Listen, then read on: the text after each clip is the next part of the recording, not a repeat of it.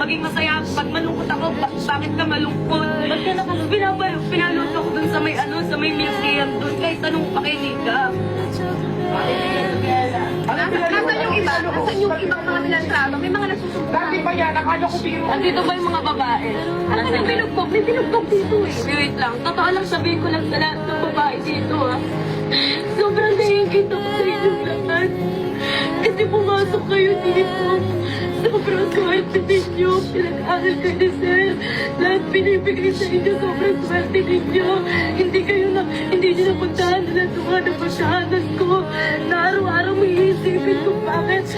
Pero ginagawa mo yun kasi para sa pangarap mo. Para sa pamilya mo. Tiniis mo lahat.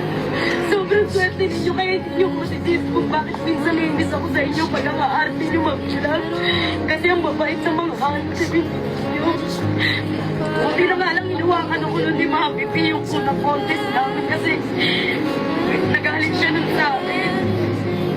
Buti na lang binitawan ako. Buti na lang hinawakan ako nun ni Mami P kasi wala na kung pumipili sa akin yung pageant. Si Ate Riri sobrang dami niyang hawakan. Pinapamukha niya pa nun sa akin. May hawak sa'yo. Kung nga ka naman walang hawak sa'yo. Buti na si Mami P. Bakit sila mga under mo time na yun?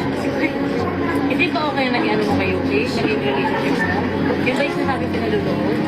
Yun ba yun? Pero alam mo kung gano'n.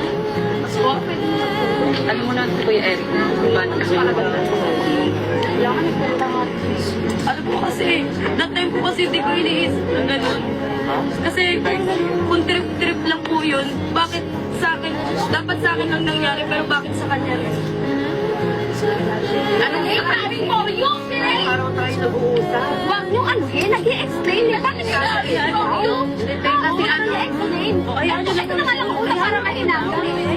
Diba? Sabi ko nga siya mahinahon eh. Kaya ano yun? Ay, talaga, putang ina ko talaga, putang ina ko.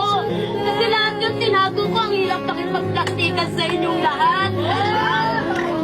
Ang hirap sabihin lang na nararamdaman. Alam niyo, ang hirap mag-office. Mata kasi, hindi na yung loob eh. Hindi na nagkakagulo na. May sarili sila, alam mo, bigyan na lang natin ang tayo. Huwag mo nang hanapin yung wala. Hindi. Minamanipula naman yung maraming tao dito.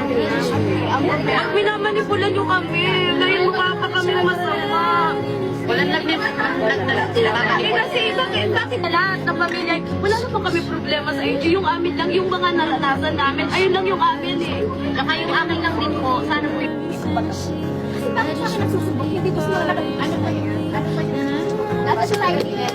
Ayun si Siyempre.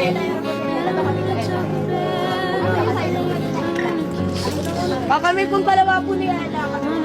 Magsabi na kayo, magsabi kayo. Harapan, para nakikita nila. Yung na lang. Wala po. Sila yung naganan-ganan sa pero alam mo kung gano'n. Alam mo na si Kuya Ed, paano po Ano po kasi, that time po kasi hindi ko iniisip na gano'n. Kasi kung trip-trip lang po yun, bakit sa akin, dapat sa akin lang nangyari, pero bakit sa kanya? Anong sabi mo? Yung pinay! Araw tayo nag-uusap. Huwag niyong ano eh, nag-i-explain niya. Bakit ka nag-i-explain? Kasi nag-i-explain. Ito naman lang una para mahinahon eh. Diba? Sabi ko nga siya mahinahon eh. Kaya ano yun? Ay, talaga, putang ina ko talaga, putang ina ko. Kasi lahat yung tinago ko, ang hirap pakipagplastikan sa inyong lahat.